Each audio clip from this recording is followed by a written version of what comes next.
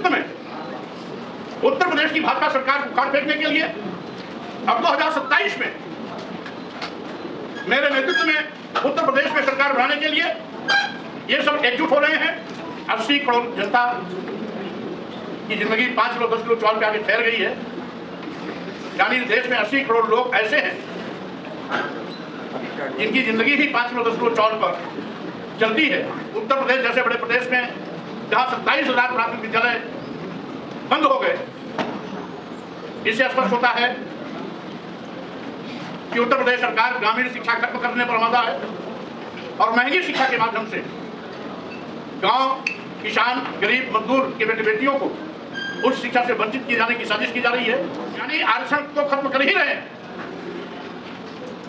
सामान्य से ज्यादा अंक पाने वाले के बावजूद भी नॉट फाउंड सुटेबल कह करके आज जाति भावना से प्रेरित होकर के सरकार दलित आदिवासी पिछड़े समाज के साथ दोहरा चरित्र अपना रही है।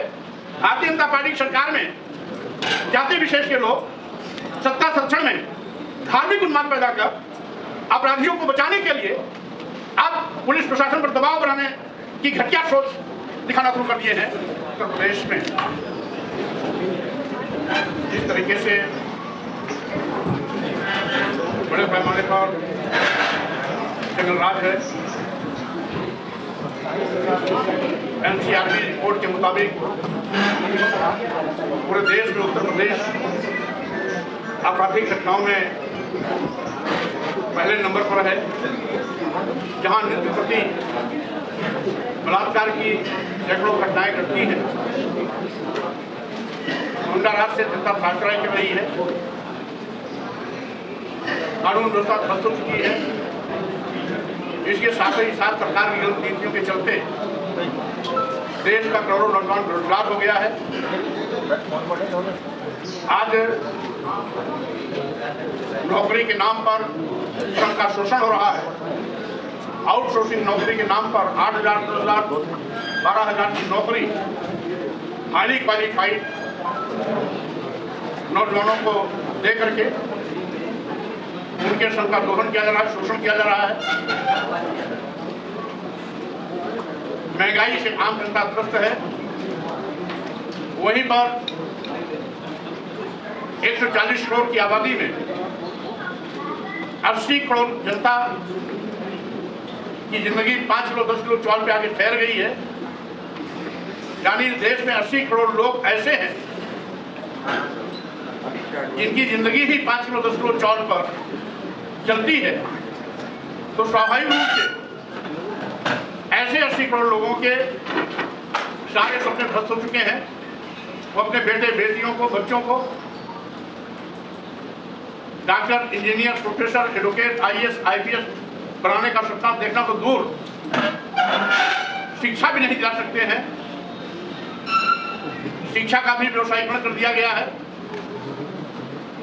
उत्तर प्रदेश जैसे बड़े प्रदेश में जहां 27,000 प्राथमिक विद्यालय बंद हो गए, इससे स्पष्ट होता है कि उत्तर प्रदेश सरकार ग्रामीण शिक्षा खत्म करने पर आमादा है और महंगी शिक्षा के माध्यम से गांव, किसान, गरीब, मजदूर के बेटे बेटियों को उस शिक्षा से वंचित किए जाने की साजिश की जा रही है। साथ ही साथ कृषि प्रधान इस देश और प्रदेश में किसान दर की ठोकरें खा रहा है। यहां तक कि सत्ता में बैठे हुए डबल इंजन की सरकार लाभकारी मूल्य देने का वादा करने के बावजूद भी आज तक लाभकारी मूल्य नहीं दिया और साथ ही साथ न्यूनतम समर्थन मूल्य की घोषणा भी सरकार नहीं कर रही है। 3.5 साल से लगातार धरना देने के बावजूद भी, जिसमें 800 से ज्यादा किसान शहीद भी हो गए, उसके बावजूद बड़ी लंबी चौड़ी बात करने वाले, जुबान अन्नदाता के खुश करने वाले सत्ता में बैठे हुए प्रधानमंत्री और मुख्यमंत्री किसानों की एक भी नहीं सुन रहे हैं। विशेष रूप से भारतीय संविधान की कसम खा करके सत्ता में बैठने वाले, संवैधानिक पदों को सुशोभित करने वाले आज खुद संविधान की धज्जियां उड़ा रहे हैं। संविधान प्रदत्त अनुसूचित जाति, जनजाति, पिछड़े वर्गों का आरक्षण शून्य निष्प्रभावी कर रहे हैं। इसके साथ ही साथ सामान्य मेरिट से भी ज्यादा मेरिट पाने वाले, मेरिट पे आने वाले SC, ST, OBC के छात्रों को या प्रतियोगी छात्रों को इंटरव्यू में नॉट फाउंड सुटेबल कह करके उन्हें वापस कर दे रहे हैं। यानी आरक्षण तो खत्म कर ही रहे हैं। सामान्य से ज्यादा अंक पाने वाले के बावजूद भी नॉट फाउंड सुटेबल कह करके आज जाति दलित भावना से प्रेरित होकर के सरकार दलित, आदिवासी, पिछड़े समाज के साथ दोहरा चरित्र अपना रही है। वहीं पर अल्पसंख्यक समाज में भय और दहशत पैदा कर, धार्मिक उन्माद फैलाकर आज कहीं न कहीं भाईचारा को खत्म करने पर सरकार आमादा है। हिंदू मुसलमानों को आपस में लड़ा करके संविधान के दिए गए निर्देशों की धज्जियां उड़ाने पर सरकार आमादा है। इसके साथ ही साथ अभी परसों में सुल्तानपुर गया था, जहां महेंद्र और एडवोकेट की दिन दहाड़े हत्या हुई। 48 घंटा ज्यादा बीत जाने के बाद अभी तक कोई गिरफ्तार नहीं हुआ। भारतीय जनता पार्टी की सरकार में जाति विशेष के लोग सत्ता संरक्षण में धार्मिक उन्माद पैदा कर अपराधियों को बचाने के लिए अब पुलिस प्रशासन पर दबाव बनाने की घटिया सोच दिखाना शुरू कर दिए हैं। कौशाम्बी में 8 वर्षीय बाल समाज की बालिका के साथ बलात्कार करने वाला जेल भेजा जाता है, तो ऐसे पुलिस अधिकारियों को सस्पेंड कर दिया जाता है। रेपिस्ट का पिता शर्म के मारे जहर खा लेता है, उसकी मौत हो जाती है, तो उसमें दोषी बलात्कारी को बचाने के लिए पीड़िता के पिता, चाचा और उस गांव के प्रधान के भाई को जेल भेज दिया जाता है। जिस तरीके से यह नंगा नाच आज पूरे प्रदेश में हो रहा है। अभी कल घाटमपुर में 5 वर्षीय बच्ची के साथ एक दरिंदगी ने बलात्कार किया। हाईलाइट अस्पताल में अभी भी जीवन मौत से जूझ रही है, लेकिन योगी सरकार कान में तेल डाल करके बैठी हुई है। उसको केवल हिंदू मुसलमान दिखाई पड़ता है। बेतहाशा अपराध बढ़ रहे हैं, घटनाएं हो रही हैं, बेटियां बलात्कार की शिकार बनाई जा रही हैं। रोज SC, ST, OBC के किसी न किसी नौजवान की हत्या हो रही है, लेकिन इस गूंगी भरी अंधी सरकार को कुछ भी दिखाई नहीं पड़ रहा है। जिसको देखते हुए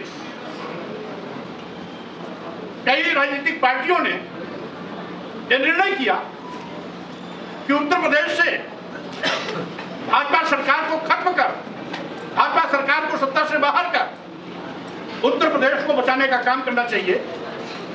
और इसमें आज विशेष रूप से अपनी जनता पार्टी के नेतृत्व में आज राष्ट्रीय समानता दल के राष्ट्रीय अध्यक्ष श्री मोतीलाल शास्त्री जी, सम्यक पार्टी के राष्ट्रीय अध्यक्ष डॉक्टर राजमणि सुपैया एवं संस्थापक IS तपेंद्र जी, जन सेवा दल के राष्ट्रीय अध्यक्ष Shri Vinesh Thakur ji, political justice party के राष्ट्रीय अध्यक्ष श्री राजेश सिद्धार्थ एवं संस्थापक IPS पूर्व IPS डॉक्टर BP अशोक जी, सब लोग हित समाज पार्टी के राष्ट्रीय अध्यक्ष श्री सत्यनारायण मौर्य जी, स्वतंत्र जनता राज्य पार्टी के राष्ट्रीय अध्यक्ष घनश्याम कोरी जी, सबका दल यूनाइटेड राष्ट्रीय अध्यक्ष प्रमोद लोधी जी, लोकतंत्र सुरक्षा पार्टी के राष्ट्रीय अध्यक्ष राजकुमार सैनी जी के प्रतिनिधि राजपाल सैनी जी के माध्यम से इन्होंने मेरे नेतृत्व में उत्तर प्रदेश की भाजपा सरकार को उखाड़ फेंकने के लिए अब 2027 में मेरे नेतृत्व में उत्तर प्रदेश में सरकार बनाने के लिए ये सब एकजुट हो रहे हैं। और साथ ही साथ इस बैठक में उपस्थित हमारे इन सभी पार्टियों के अन्य सामान्य नेतागण और भारतीय जनता पार्टी के हमारे राष्ट्रीय उपाध्यक्ष सुप्रीम कोर्ट के एडवोकेट भाई शादाब खान जी, राष्ट्रीय महासचिव दिलीप चौधरी जी, हमारे प्रदेश अध्यक्ष भाई सुभाष चंद्र कोरी जी के साथ साथ यहाँ पर सभी नेतृमंडल उपस्थित है। मीडिया के माध्यम से अवगत करना चाहता हूँ कि इस विशेष रूप से उत्तर प्रदेश जो देश का सबसे बड़ा प्रदेश है,